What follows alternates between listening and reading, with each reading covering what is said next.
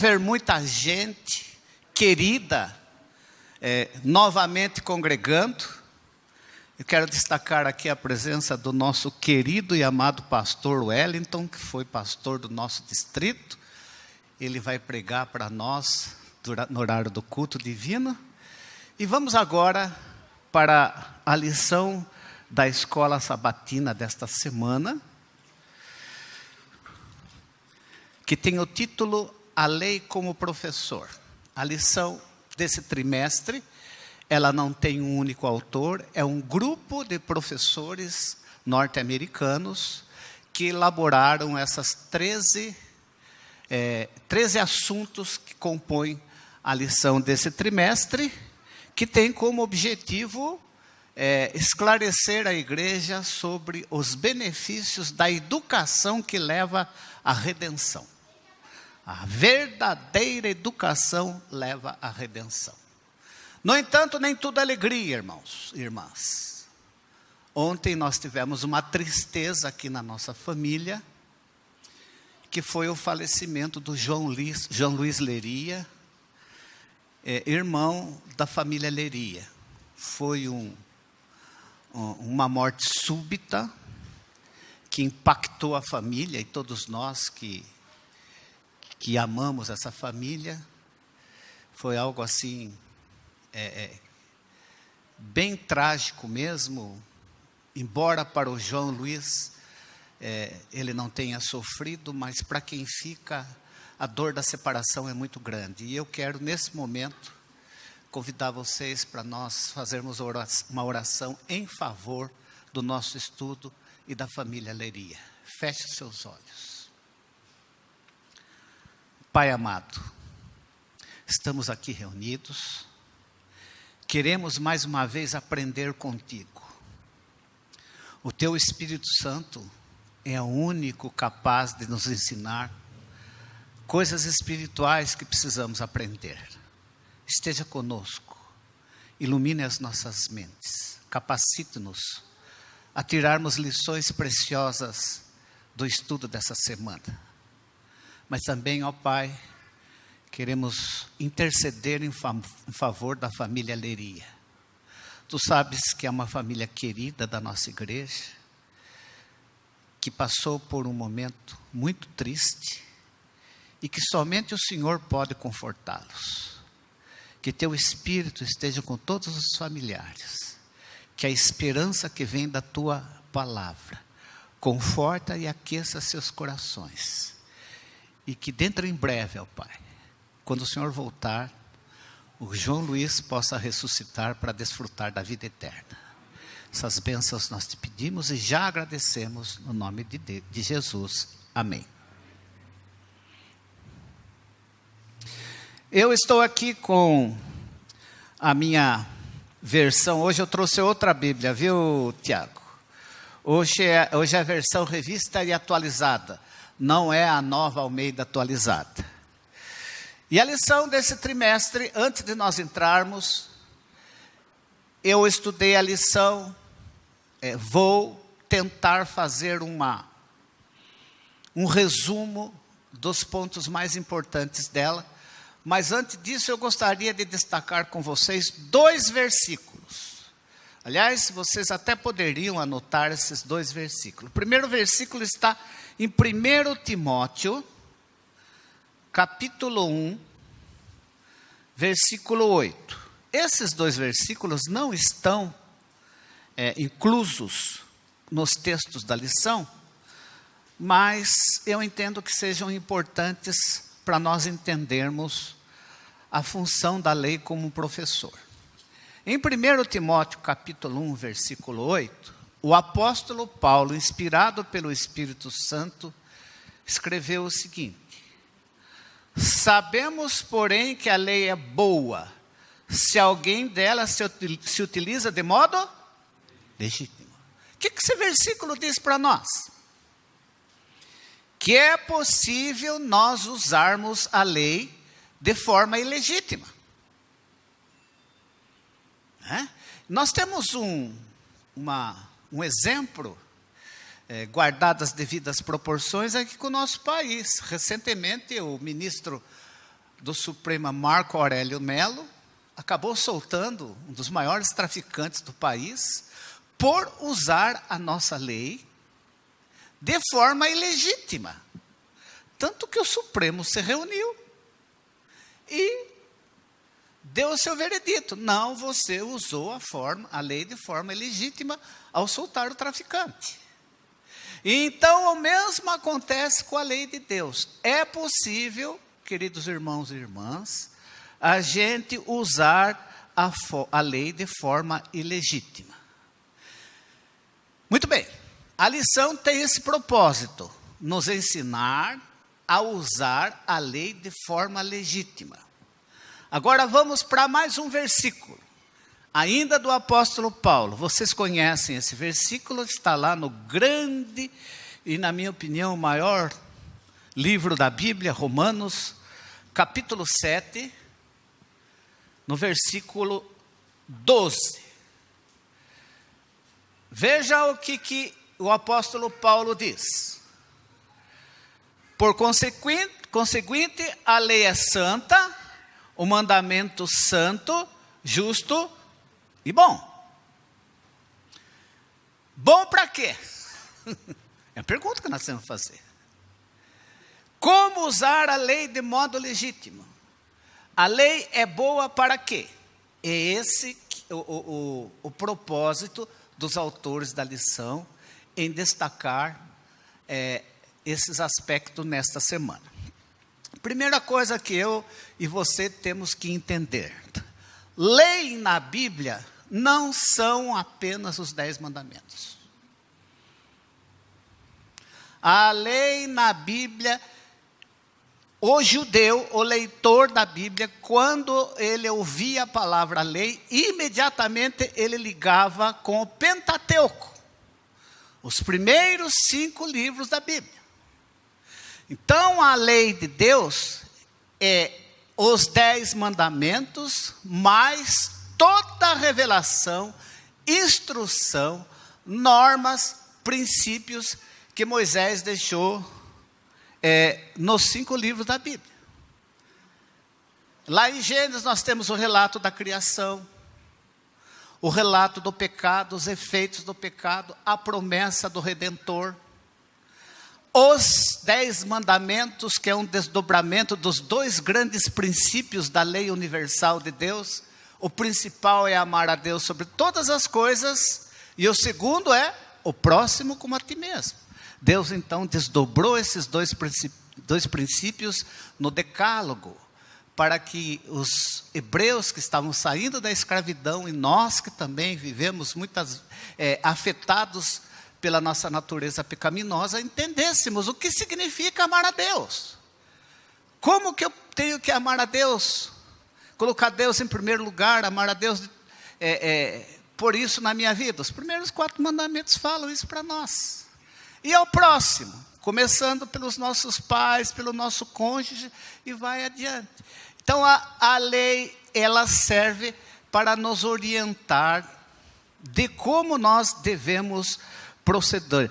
E quando você começa a estudar a respeito da lei de Deus, você percebe que tudo na lei se resume a um princípio: amor.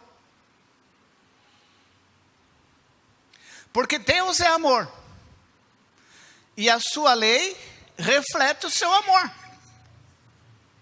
Quando você estuda a lei de Deus, você conhece a Deus, e você começa a perceber que Deus é um Deus de amor. Vamos ver então os propósitos da lei para nós. O que os autores colocaram para nós? O primeiro propósito: a lei revela Deus para nós.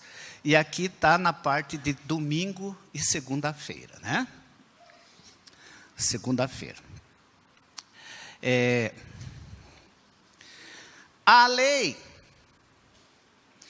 ela tem um efeito didático, e esse assunto é bem destacado no livro de Deuteronômio. Vamos entender um pouquinho a importância do livro de Deuteronômio. O livro de Deuteronômio foi escrito por Moisés antes dele morrer. Deuteronômio significa repetição das leis.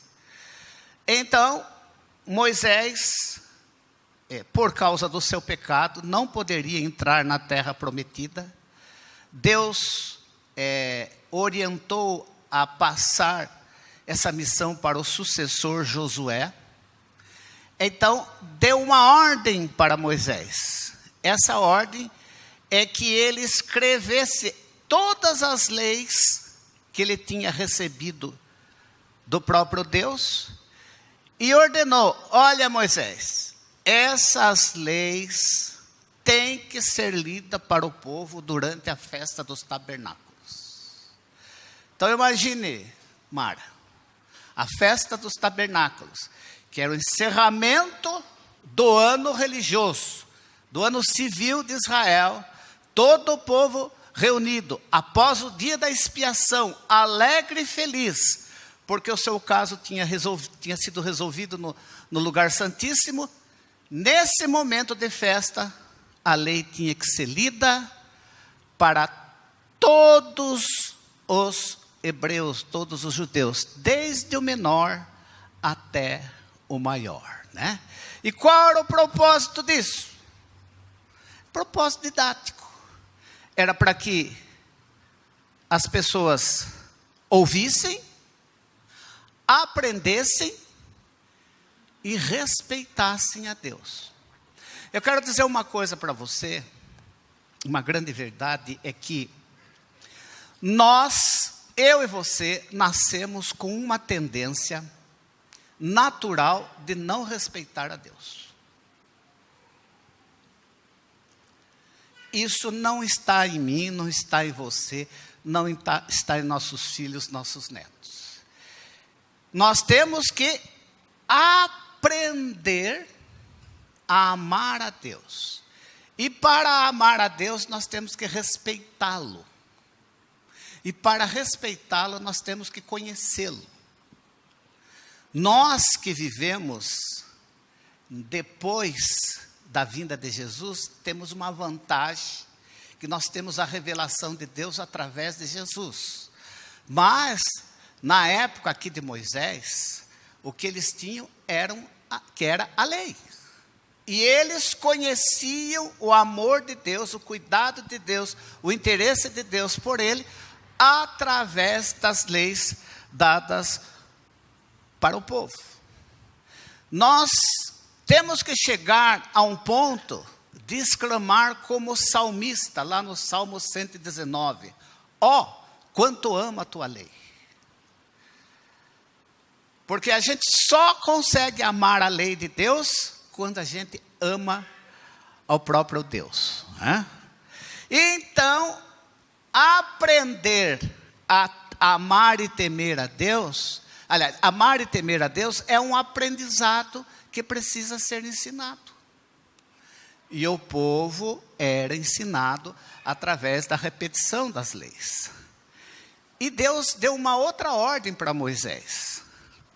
Além do livro da lei, Deus falou para Moisés escrever um cântico.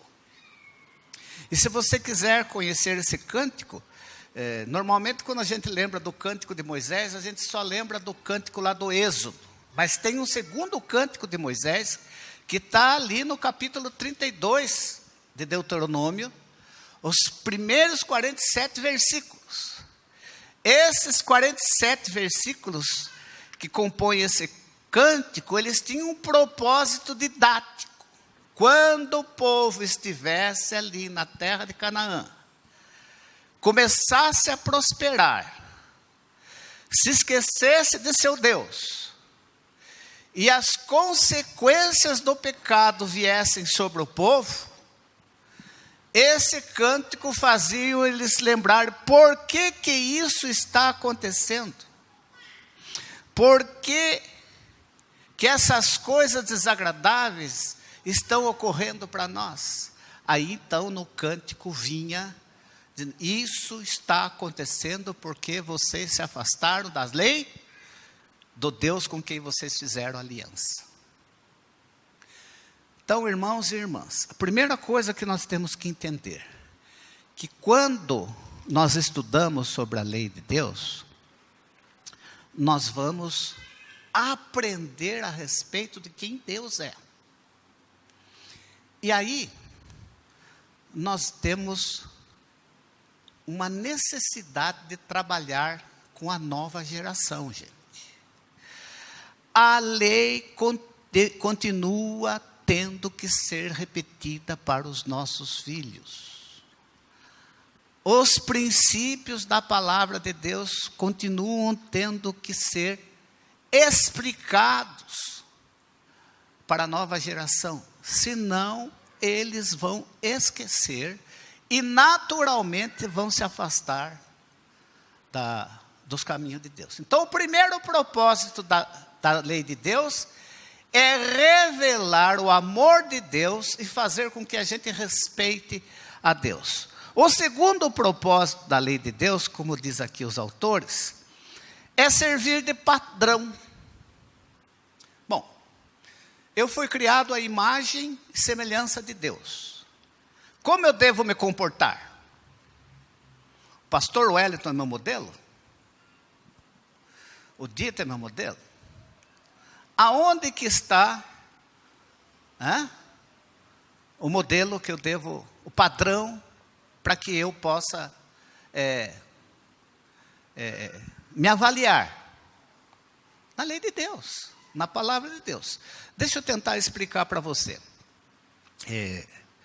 Tiago, ele escreveu sobre a lei, dando uma conotação muito interessante sobre ela.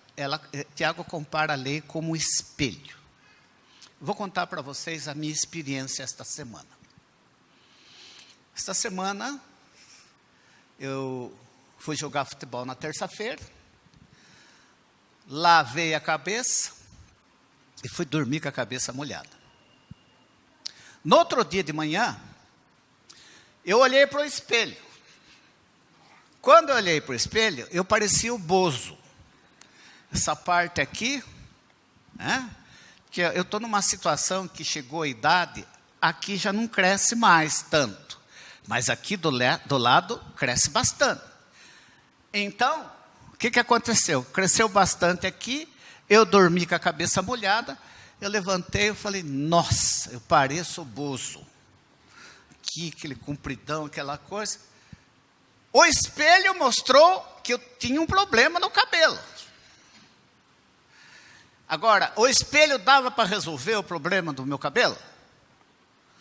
Aonde que eu tinha que ir para resolver o problema do cabelo? Barbeiro. Eu não podia cortar o meu cabelo, ajeitar o meu cabelo com o espelho. Aí, então, eu falei, preciso ir no barbeiro para ele tirar aqui, né? Senão eu vou ficar que nem o Bozo. Aí procurei o barbeiro foi, arrematou aqui tudo e acertou o cabelo. A lei é assim, gente. Quando a gente olha para a lei, quando alguém diz para você que você está errado, você não gosta. Eu não gosto. Se alguém chegasse para mim e falasse, olha, Jama, o seu cabelo está que nem o do Bozo, eu ia ficar bravo. Mas quando eu olhei no espelho, eu percebi. Quando alguém fala para a gente que a gente está errado, a gente não gosta. Mas quando você vai na palavra de Deus, estuda os princípios da lei, e você percebe que você está errado, automaticamente você chega à seguinte conclusão: preciso resolver esse problema. Mas eu não tenho poder para resolver esse problema. Então a lei aponta para o problema, e como diz Paulo, ela serve como um aio, um pedagogo, um maestro, um professor que chega e diz, olha filho, filha, você tem esse problema, você não tem como solucionar esse problema, mas tem alguém que soluciona. E leva eu e você até Jesus. Ele seleciona esse problema. Vamos pensar num exemplo prático. Você é casado ou casada, passam-se os anos, o casamento entra na rotina. E você trabalha num local e chega lá um novo empregado, uma nova empregada, companheiro de trabalho, e você se simpatiza com ele ou com ela. Essa simpatia começa a ser alimentada. E você vai lá no Facebook, vai no WhatsApp, começa a trocar mensagem. E você percebe que você está gostando dele ou dela mais do que convém. Aí você vai na palavra de Deus, você descobre que adultério é o quê? Pecado. Mas daí você vai estudar a palavra de Deus, a ampliação que Jesus dá a respeito do mandamento. Jesus diz, olha, não é só o ato que é pecado. Se você pensar com intenção, já cometeu o pecado. Daí você coça a cabeça, pera um pouco aí. Eu estou desejando essa pessoa além do que convém. Se eu não colocar um basta nisso, eu vou acabar fazendo besteira. Mas só que tem um problema. Você tem um sentimento que você não consegue resolver, que você não consegue tirar de você. Aí a lei chega e diz, meu filho, minha filha, para resolver esse problema, só Deus. Joelho no chão, oração, pedir para Deus, e Deus vai remover esse sentimento, essa coisa estranha que acometeu você, que está prejudicando o seu relacionamento com a sua esposa, com o seu marido. Entenderam? A lei, ela funciona como espelho, como padrão, para a gente saber como resolver o problema. A lei não salva, mas a lei nos leva ao Salvador. E depois que a gente reconhece que tem o problema, que vai até o Salvador, se arrepende, o Espírito Santo cria dentro de nós uma nova natureza, um novo poder. E aí a lei da fidelidade é escrito na minha mente e no meu coração. Não, eu escolhi ele como meu marido, eu escolhi ela como minha esposa, e vou ficar, pela graça de Deus, com ele, com ela, até o fim. A lei continua, como padrão, como princípio na nossa vida, não como meio de salvação, mas como uma maneira de viver pela fé. Eu quando vivo pela fé, eu vivo pela fé em Cristo, baseada no quê? Na sua lei. Entenderam? O terceiro aspecto da lei é que quando a gente é obediente à lei, quando nós permitimos que o Espírito Santo escreva a lei de Deus, os seus princípios na nossa mente, no nosso coração, nós vamos ser bem-sucedidos.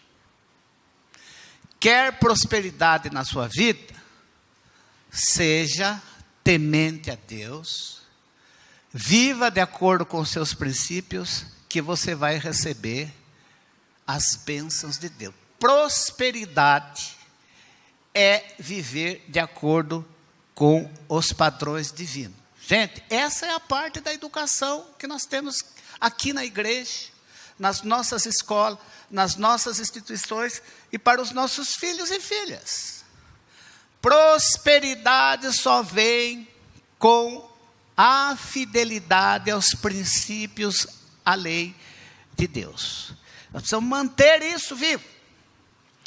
A educação, quando ela é baseada na lei de Deus, ela traz clareza. Você entende o que é certo, o que é errado, o que é luz, o que são trevas.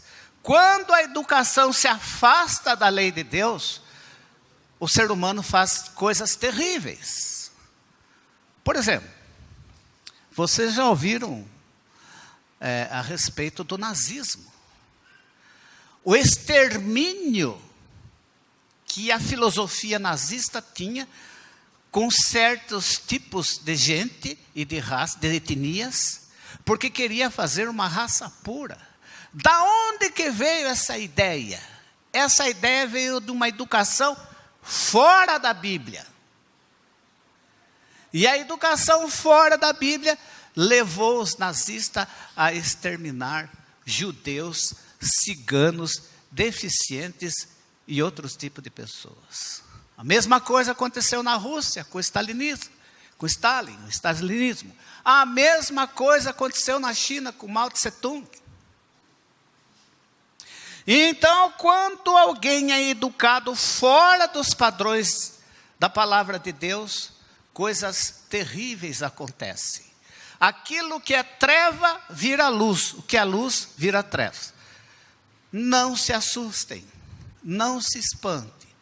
Dentro de muito pouco tempo nós vamos ser considerados fundamentalistas. Se já não somos considerados fundamentalistas, que é aquele povo que acredita na Bíblia.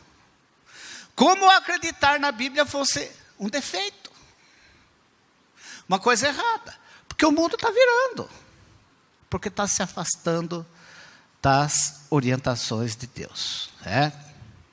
Muito bem, a lição coloca aqui 2 exemplos de personagens bíblicos que foram prósperos por serem obedientes. Quem são eles? Vamos lá, gente.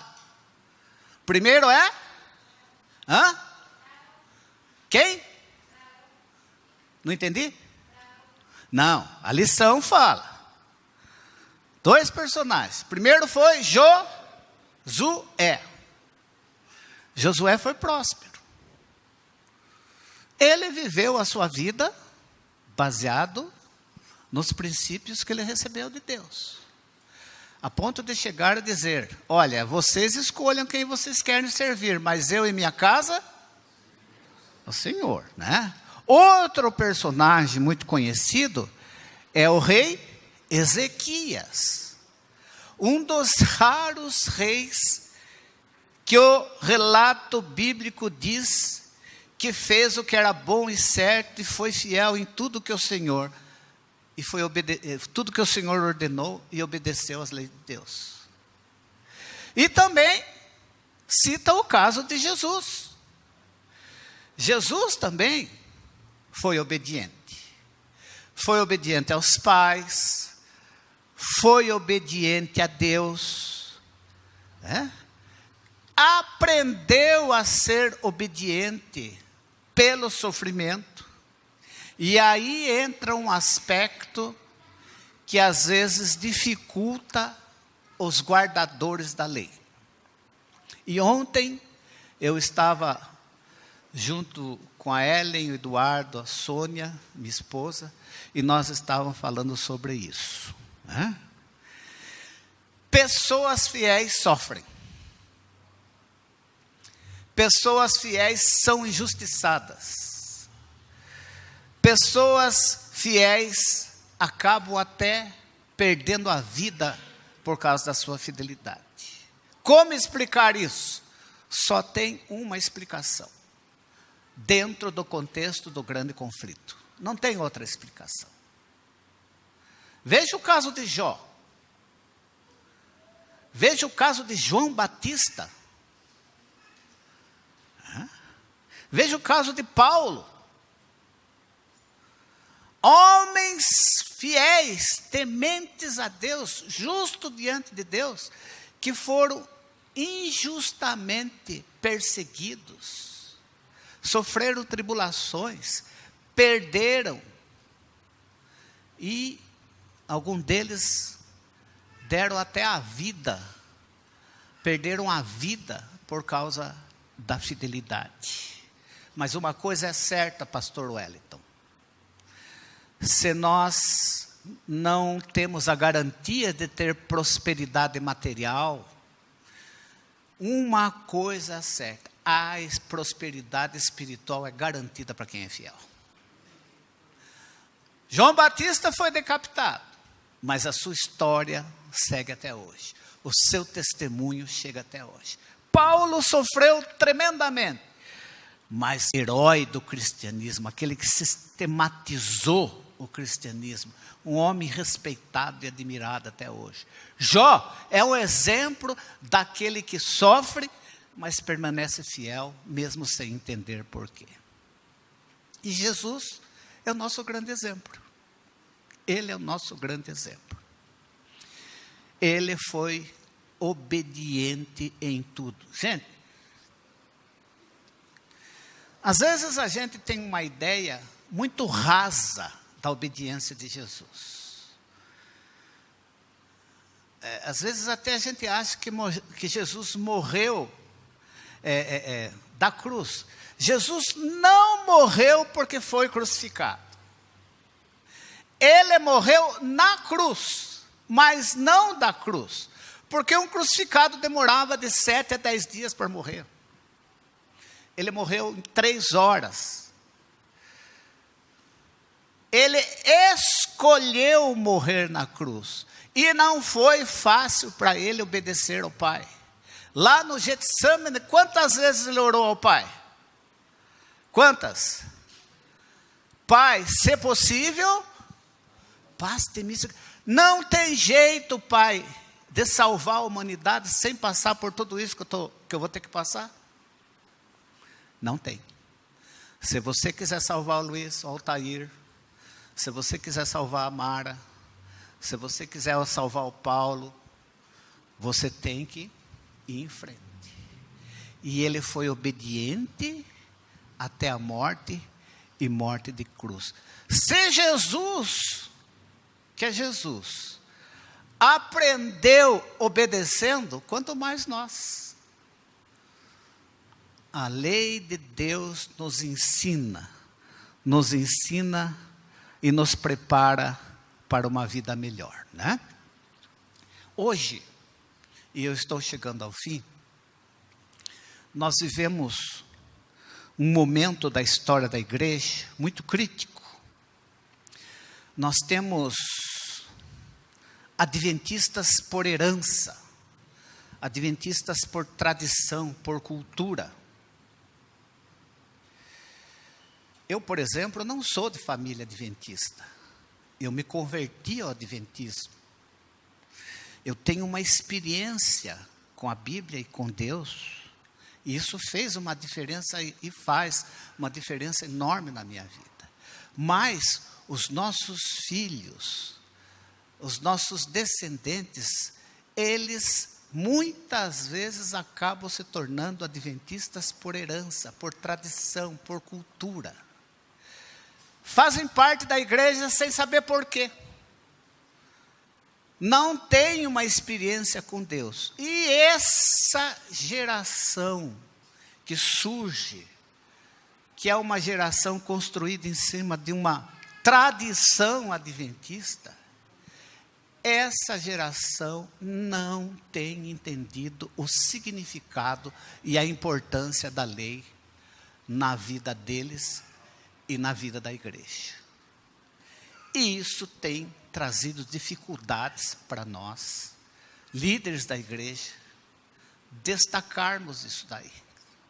A tal ponto que aqueles que procuram ser fiéis à palavra de Deus e à sua lei, são taxados como ultrapassados, retrógrados, preconceituosos, fundamentalistas, antiquados. Não é isso. Não é assim.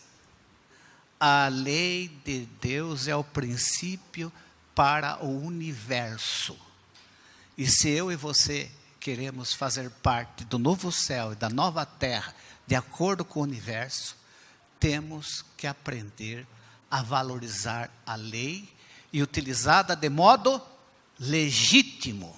Entender que ela é santa, justa e boa para nos ensinar, para nos revelar a Deus, para nos mostrar os nossos defeitos, para nos direcionar à fé quando recebemos a salvação.